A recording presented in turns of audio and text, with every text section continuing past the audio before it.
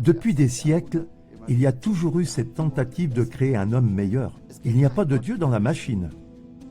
Et si on laisse tomber ça, alors l'homme est...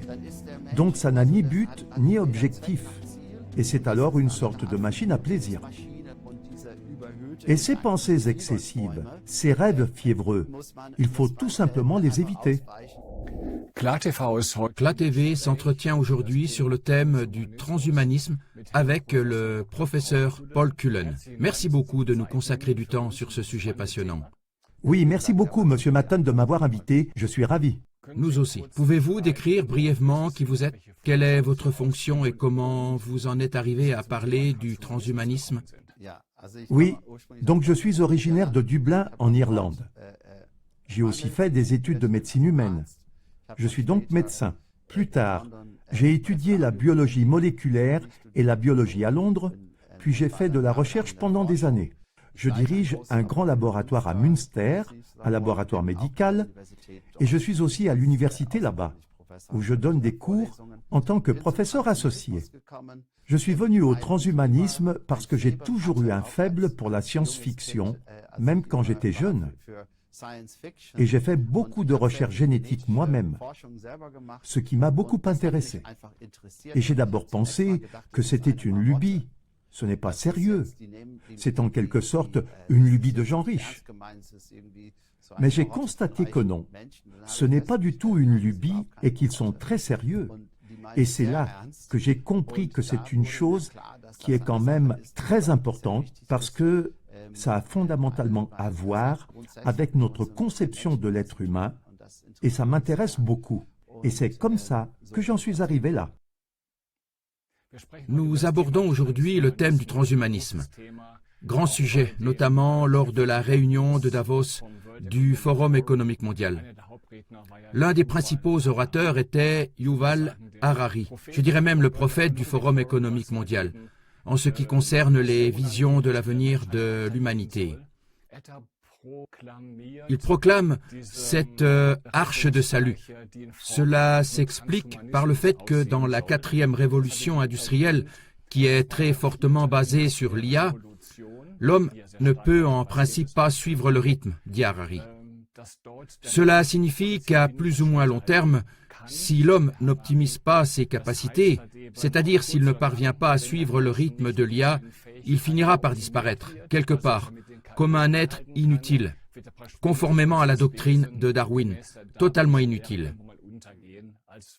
Comment cette optimisation humaine, ce transhumanisme se présente-t-il dans la pratique sur le plan purement physique? Qu'est-ce qui doit être manipulé chez l'homme?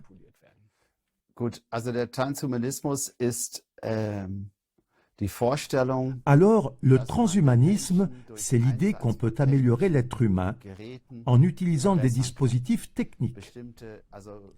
Donc l'idée au départ, c'est d'améliorer certaines fonctions du corps. Par exemple, il y a des gens qui n'entendent pas, et c'est une surdité congénitale. L'oreille interne ne s'est pas formée. Et il est possible aujourd'hui d'installer une oreille interne artificielle et de relier directement cette oreille interne artificielle à la zone du cerveau où se produit l'audition, par voie électronique. Et l'homme peut alors réellement entendre. On peut donc compenser le handicap? Il y a des tentatives de surmonter la cécité en cas de dégénérescence rétinienne, par exemple. Elon Musk travaille dans un système où les personnes qui ont une paraplégie, ces voies neuronales, le pont entre les voies neuronales et les muscles est rétabli. Voilà, c'est la première étape. Et là, je dois dire qu'en tant que médecin, je soutiendrai cette démarche. Ça ne me dérange pas, nous le faisons depuis des années. Il suffit de penser, par exemple, au remplacement des valves cardiaques, ou à la cataracte, où on reçoit un cristallin artificiel. C'est la suite de cette affaire. Ou des dents artificielles. Mais les dents artificielles n'atteignent pas l'essence, pour ainsi dire, de l'être humain. Ce n'est que la première étape. La deuxième étape consiste à ne pas accepter la personne telle qu'elle est, pour ainsi dire. Nous sommes donc ici, dans une situation où nous voulons rétablir l'état normal qui a été perturbé. L'étape suivante consiste à ne pas être satisfait de la situation normale et à vouloir l'améliorer. C'est ce qu'on appelle en anglais « enhancement », amélioration. Et voici l'idée. C'est une chose qui est intéressante pour l'armée, par exemple, que l'on puisse soit génétiquement, soit par la technologie, rendre un être humain capable de mieux voir, peut-être dans l'obscurité, ou de mieux voir, ou de mieux entendre, ou d'avoir d'autres capacités. S'orienter plus facilement? Exactement, ou plus fort, peu importe. Et là, ça devient déjà difficile. Parce qu'il faut aussi voir, par exemple, ce qui est mieux maintenant. Par exemple, nous avons aujourd'hui un idéal de beauté dans la mode. Il y a quelques centaines d'années, l'idéal de beauté était tout autre. Et si on décompose ça, c'est l'idée que ça dépend de certaines capacités, qu'une personne est alors, et c'est là que ça devient dangereux, meilleure, plus performante qu'une autre. Comme si ce qui comptait chez l'être humain, c'était de performer, de bien fonctionner d'une manière ou d'une autre. Et c'est là que réside la difficulté. L'idée, juste pour aller au bout de la pensée, l'idée du transhumanisme, c'est d'abord l'amélioration, puis l'amélioration par certaines options. Mais ensuite, pour conclure, l'idée est que l'on peut puiser directement dans la conscience de l'homme, et peut-être même, et c'est la matière de nombreux films de science-fiction, la télécharger dans une sorte de machine, d'ordinateur, de cloud, peu importe, de sorte que l'homme puisse continuer à vivre dans la machine, pour ainsi dire. Sozusagen hochladen kann, sodass der Mensch sozusagen in der Maschine weiterleben kann. Il y a quelques jours, il y avait un film comme ça avec un robot où c'est ainsi, et c'est une idée qui est complètement erronée selon moi, mais c'est pour ainsi dire l'idée, c'est la vieille idée. Comment pouvons-nous vivre éternellement? Comment pouvons-nous devenir comme les dieux? C'est en substance l'idée sous-jacente.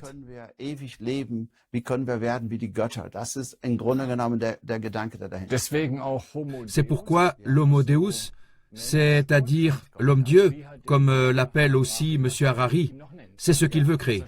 Si l'homme devait être optimisé, c'est-à-dire qu'on pourrait le programmer d'une manière ou d'une autre, je ne sais pas, par une puce ou autre, pour qu'il soit par exemple comme Beethoven. Tout à coup, on peut faire de chaque homme un Beethoven. Est-ce que ce serait possible techniquement? Non.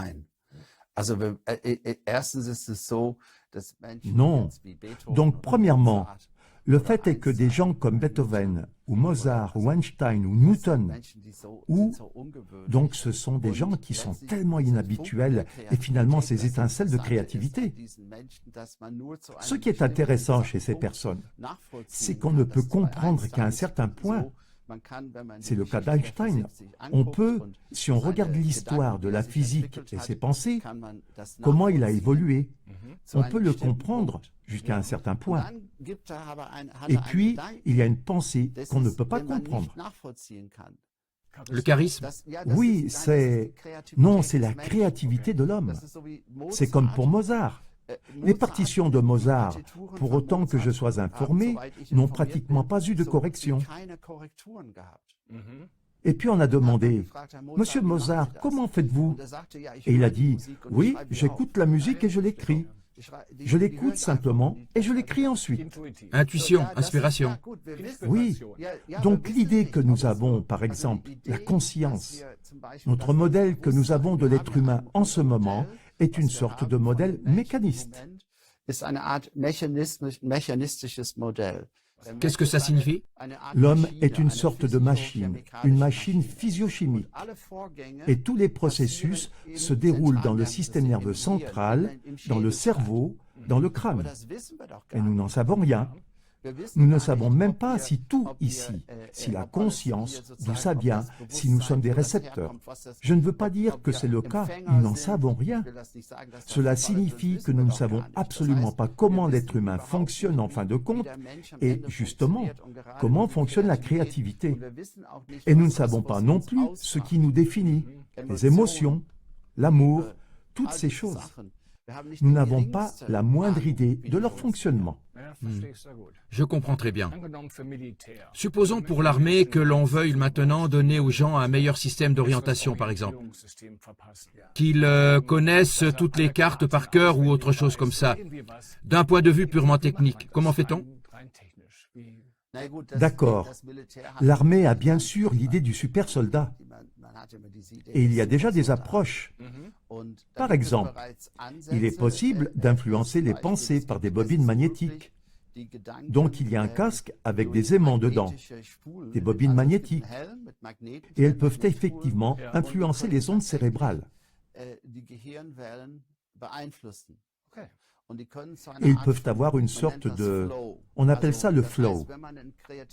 Donc, ça veut dire que quand on est dans le processus créatif, on perd la notion du temps et on est dans le flow.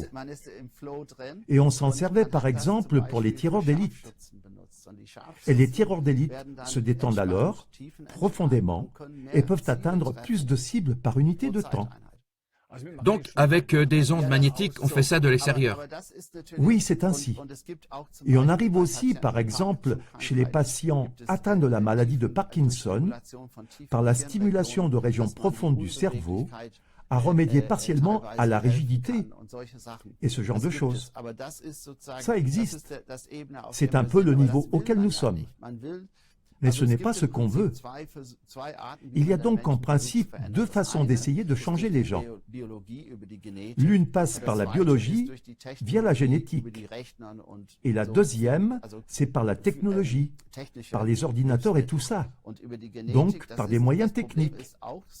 Et sur la génétique, le problème est que nous ne comprenons pas non plus la génétique. Donc je suis assez vieux. Je me souviens très bien du moment où le génome humain était séquencé. On a fait des paris sur le nombre de gènes de l'homme. Et nous avons tous pensé que nous avions plus de gènes que les animaux, etc. La plupart du temps, on a environ 100 000, 150 000 gènes. Au final, il y en avait 26 000 ou 27 000. Et l'autre problème, c'est qu'on ne peut plus savoir ce qu'est un gène. Il y a tellement de variations, il y a l'épigénétique, etc. C'est comme en physique. Plus on regarde la matière de près, plus elle se désagrège entre les doigts. C'est exactement ce qui se passe. Et nous n'avons par exemple fondamentalement pas de réponse en biologie à la question de savoir ce qu'est la vie. Et on peut par exemple, comme expérience de pensée, on a une cellule et la cellule est vivante, et puis il y a la cellule morte, donc elle vient de mourir. Toute la matière, tout est là, toute la machinerie est là. Il ne manque que la vie. Mais la vie manque et on ne peut pas redémarrer cette cellule. Et qu'est-ce qui manque? Qu'est-ce qui se trouve dans la cellule vivante et qui n'est pas identique dans la cellule non vivante? Certainement rien de mécanique. Voilà. Et c'est un problème fondamental que nous avons avec le transhumanisme. C'est une incompréhension fondamentale, à mon avis, de la nature. C'est de la fausse anthropologie. D'accord. Oui. Donc, des hypothèses erronées, à partir desquelles on part? Oui, une mauvaise compréhension de ce qu'est l'être humain et une compréhension très matérialiste. Et je pense personnellement que sans une dimension transcendante, je vais appeler ça de manière générale... Que signifie transcendant? Oui, donc il y a un Dieu, ou qu'il y a une réalité derrière la réalité, que cette réalité n'est pas la véritable, qu'il y a une réalité derrière la réalité, une autre réalité, qui est pourtant la véritable. Cette notion est ce qui donne une direction à la vie, ce qui donne un sens à la vie. Et si on fait abstraction de cela, l'homme n'a ni but ni objectif, et il est alors une sorte de machine à se divertir. Il y a différentes formes que l'on peut avoir, mais c'est beaucoup trop réducteur. Et c'est d'ailleurs, selon moi, une mauvaise compréhension de la science actuelle. Mais cela nous mènerait trop loin. Selon moi, ce n'est pas seulement faux en surface ou faux dans les détails, mais c'est fondamentalement faux.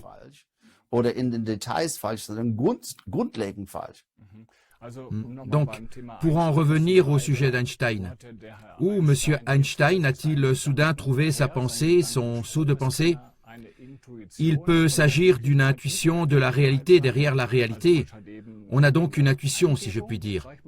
Et cela ne peut être compensé par aucune machine. Nein, das ist ein Mysterium. Non, c'est un mystère, un secret. C'est un miracle, un mystère. Nous ne le savons pas. Elia, par exemple, peut super bien reproduire, mais ne peut pas être créatif dans le sens. Parce que cette dernière étape, Cette intuition. exactement, cette dernière étincelle, donc l'étincelle des dieux, on pourrait presque dire qu'elle manque. Il n'y a pas de Dieu dans la machine. Et l'idée est, c'est une vieille question, pouvons-nous créer Dieu dans la machine? Non, nous ne pouvons pas. KI kann man auch sagen, keine Intuition. On peut aussi dire l'IA, pas d'intuition. Maintenant, Monsieur Cullen, ce thème de vouloir améliorer, optimiser l'humanité et l'homme n'est pas nouveau. Il existait déjà sous le communisme. Et pour dire ce qui est, ça n'a jamais fonctionné. Ça a plutôt toujours raté. Pouvez-vous nous dire quelque chose à ce sujet? Können Sie dazu etwas sagen? Ja. Oui, il y a toujours eu cette tentative depuis des siècles. On tente de créer l'être humain parfait, Utopia. Donc pas seulement une nouvelle société. Utopia de Thomas More, c'était la nouvelle société. Et on a dit, non, nous voulons créer la nouvelle société à travers la création de l'homme nouveau. Et bien sûr, il y a eu un véritable essor en Angleterre avec Darwin. Darwin lui-même n'a jamais exigé cela. À mon avis, ce darwinisme social est une compréhension grossière de ce que Darwin a réellement dit. Et cela a été transféré du monde biologique au monde social, où ça n'a pas sa place. Mais ensuite, on a eu l'idée de l'eugénisme, pas seulement en Allemagne, mais aussi en Angleterre et en Amérique. En quoi est-ce l'eugénisme? Ja, dass man in den 30er Jahren, also das war ja Oui, dans les années 30. Enfin, c'était en Allemagne. C'était un projet biologique. Que la sélection des espèces? Des hommes meilleurs et des sous-hommes. Et cette idée, ou encore la pensée raciste, tout cela est lié à l'idée qu'il y a des hommes meilleurs et des hommes moins bons. Et l'idée de base de l'eugénisme est la suivante. Les meilleurs individus ne se reproduisent pas suffisamment et les moins bons se reproduisent trop. Et cela remonte à Thomas Malthus au XVIIIe siècle déjà. Il a dit qu'il fallait installer les gens qu'on ne voulait pas, les pauvres, près des marais, pour qu'ils attrapent la malaria et tout ça, parce que ça rétablirait l'équilibre. Et c'est donc une idée très ancienne. C'était aussi le cas en Union soviétique. On ne voulait pas seulement créer une nouvelle société, mais aussi un nouvel homme. On l'appelait Homo soviéticus. Qui serait alors également compatible avec la société?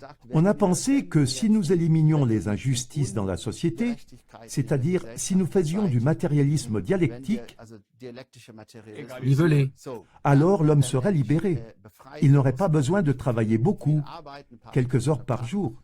Et le reste du temps, il pourrait s'améliorer. Et alors, chacun aurait le potentiel de devenir un Tolstoï, etc. Bien sûr, ça n'a pas du tout fonctionné. L'économie n'a pas fonctionné non plus. Mais un des problèmes avec ce genre de choses, si l'on prend l'exemple de l'Union soviétique, c'est-à-dire la révolution russe de 1917, c'est qu'au début des années 20, il était déjà clair que l'économie ne fonctionnait pas. Ensuite, on a réintroduit un peu de capitalisme, puis Staline est arrivé au pouvoir. Cela signifie donc qu'il était clair très tôt que le système ne fonctionne pas sur le plan économique. Et on n'a pas laissé faire. On a dit, OK, on va trop vite, on va faire un peu de capitalisme. C'était le New Economic Programme, le NEP, et puis on a fait évoluer la société. Pour s'acclimater? Oui, exactement, en partie grâce à l'aide américaine, comme nous le savons maintenant. Oui, c'est intéressant. En tout cas, ensuite Staline est arrivé et il a dit « Maintenant, nous voulons aller à toute vitesse et nous voulons maintenant la collectivisation. Nous voulons socialiser la propriété privée des moyens de production dans les campagnes. Et l'idée est que nous voulons maintenant catapulter la société russe dans le nouveau siècle. Et la population rurale a pour mission de fournir la nourriture ou les aliments pour la ville. Et c'est dans la ville que la révolution a lieu. Les paysans en Union soviétique ont d'abord soutenu la révolution parce qu'ils pensaient pouvoir récupérer un peu de terre, parce qu'il y avait la propriété foncière auparavant. Et puis on a dit collectivisation en Ukraine. Et puis en principe, on peut imaginer que les soldats sont arrivés et ont voulu avoir la récolte. Et puis les paysans ont dit oui, vous pouvez avoir la récolte, mais vous devez nous payer pour la récolte. Et puis les soldats ont dit non, non, camarade, tu as mal compris, c'est pour la révolution. Et ils ont confisqué les récoltes. Il n'y a pas eu de recette. L'année suivante, les soldats sont revenus et ont à nouveau exigé la récolte. Et puis ils ont caché la récolte. L'année suivante, ce n'était pas exactement comme ça, mais schématiquement, on commençait à brûler les récoltes plutôt que de les donner gratuitement. Et puis on a dit que ça ne pouvait pas continuer. On a alors imposé la collectivisation par la force. La collectivisation signifie qu'il n'y a plus de grands propriétaires terriens et que tout appartient à l'État. Exactement. Et on a aussi déplacé les gens ailleurs pour les couper de leurs racines. Et cela a entraîné une famine dans les années 30 en Ukraine, qui est l'une des régions les plus fertiles de la planète et traditionnellement, on peut dire, le grenier de toute la région. C'est ce qu'on appelle l'Holodomor. 5 millions de personnes en sont mortes. Nous ne savons pas exactement combien sur une population de 25 à 30 millions d'habitants à l'époque. Et c'est là que ça conduit. Donc on pense qu'on va se rendre compte que ça ne marche pas et abandonner cette idée. Mais non, ça ne se fait pas. Qu'est-ce qu'on fait? On redouble d'efforts. Et ça ne marchera pas, parce que ça ne peut pas marcher, parce que c'est contre la nature des gens. Que fait-on alors? On redouble d'efforts. Oui, je comprends. Et c'est là que je vois que si ces technologies sont un danger, je ne vois pas tellement le danger dans une prise de contrôle du monde, mais je vois plutôt le danger dans le fait qu'on essaye d'imposer toujours et encore ses pensées. Et c'est là que réside le grand danger pour nous.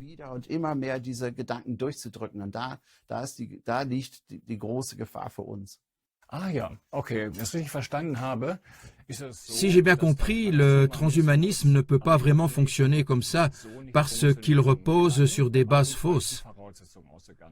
Tout comme avec le communisme, on part d'une fausse image de l'être humain.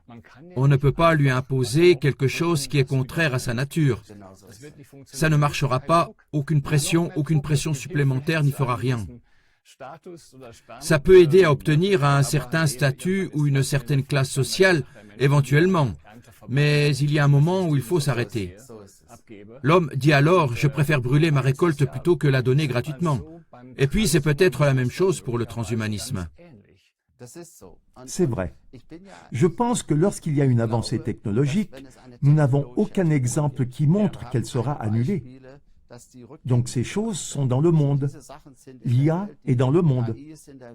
Ces possibilités d'améliorer technologiquement la vie des gens sont dans le monde. Tout dépend de la manière dont nous les utilisons. Si nous utilisons cette technologie en accord avec la nature humaine, ça peut vraiment être extrêmement positif. Je ne suis pas opposé à la technologie, pas du tout. Nous l'utilisons tous les jours dans mon propre laboratoire et elle nous aide beaucoup. Mais c'est la mauvaise mise en place. Et cette mauvaise mise en place provient d'une fausse image de l'homme. Je comprends très bien. Un être humain est donc plus qu'une simple machine qui peut en quelque sorte reproduire des choses et dans laquelle des choses se produisent. Tout ce thème de l'intuition, qu'est-ce qui caractérise l'être humain de toute façon? Comment interagit-il peut-être aussi avec le cosmos? Ou comment interagissons-nous encore entre nous? Toute cette histoire, on ne l'a pas encore vraiment étudiée. Non, on ne l'a pas du tout étudié, même pas en partie. Et tout est occulté par M. Harari. Il veut maintenant imposer à tout prix ce concept d'Homo Deus. Eh bien, je ne dirais pas ça. Je l'aime bien, enfin parfois, parce qu'il est très actif et qu'il a de très bonnes pensées. Mais je ne crois pas qu'il ait maintenant, je veux dire par malveillance, un agenda erroné. Je ne le crois pas. Je ne pense pas qu'il soit un croyant. Je pense même qu'il l'a dit lui-même. Ich glaube nicht, dass ein gläubiger Mensch ist. Ich glaube, dass das von sich gesagt hat sogar. Donc un athée. Je crois que oui, d'après ce que je sais. Et bien sûr, dans sa vision du monde, c'est en quelque sorte logique. Mais cela ne suffit pas. Et ça l'amène ensuite à dire des choses comme ça, qu'il y a ces personnes en surplus. Qu'est-ce qu'on veut faire? L'IA remplacera les postes et les humains seront alors inutiles. Et peut-être qu'on peut les faire taire avec des jeux vidéo ou des drogues ou quelque chose comme ça. Mais au fond, c'est un problème non résolu. On se laisse malheureusement entraîner sur un mauvais chemin par l'image qu'on a de l'homme. Oui, je comprends très bien. Maintenant, pour conclure, que me conseilleriez-vous? Que conseilleriez-vous maintenant aux spectateurs sur le thème du transhumanisme? Je veux dire que la machine est en marche. Il est vrai qu'elle est poussée par d'énormes moyens financiers et aussi très poussée par les médias. C'est comme un agenda qui doit être mis en œuvre, à la hussarde, comme le communisme à l'époque. Nous savons que ça ne fonctionnera pas. Que peut-on faire en tant qu'être humain? Eh bien, je pense qu'il faut rester un peu calme. Je pense que ce qui n'a pas de sens, c'est de se battre contre la technologie, parce que le problème ne vient pas de la technologie. Ce n'est pas une question technologique. C'est une question de vision du monde, de vision de l'homme. Une question philosophique, métaphysique. En tant que citoyens, nous devons bien sûr observer cela. Et ensuite, il faut en tirer les bénéfices pour nous, pour nos familles, pour nos sociétés. Et ces pensées excessives, ces rêves fibreux, il faut simplement les éviter et veiller à ne pas essayer de les transposer dans la réalité.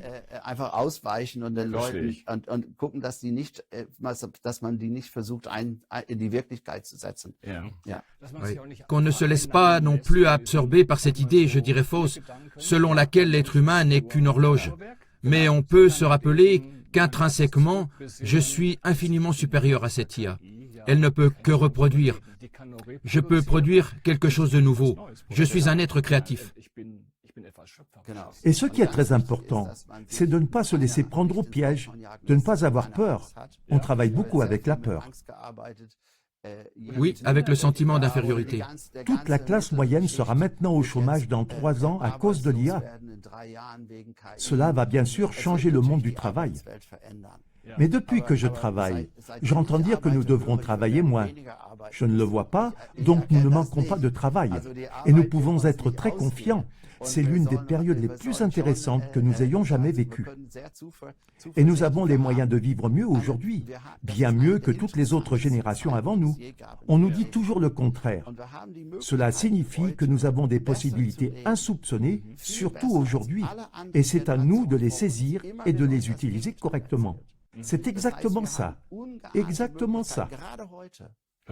Und es liegt an uns, die richtig anzupacken und einzusetzen. Et peut-être même en tant qu'être humain, d'accéder enfin à notre véritable identité et de ne plus nous laisser piéger par les nombreuses erreurs du passé. Genau so ist das. Genau so. Monsieur Cullen, merci beaucoup pour cet entretien passionnant. Avec plaisir. Merci de m'avoir invité. CLA-TV est un véritable miracle. Tous les collaborateurs de CLA-TV travaillent exclusivement bénévolement pour toi. CLA-TV ne fait pas d'appel aux dons. CLA-TV propose toutes les vidéos, tous les documentaires, tous les interviews, etc. en téléchargement libre et gratuit. Et toi, que peux-tu faire pour CLA-TV? Transmets cette courte vidéo à tes contacts qui ne sont pas encore abonnés à CLA-TV. Et recommande notre chaîne CLA-TV. Nos équipes de bénévoles se réjouissent pour chaque nouvel abonné.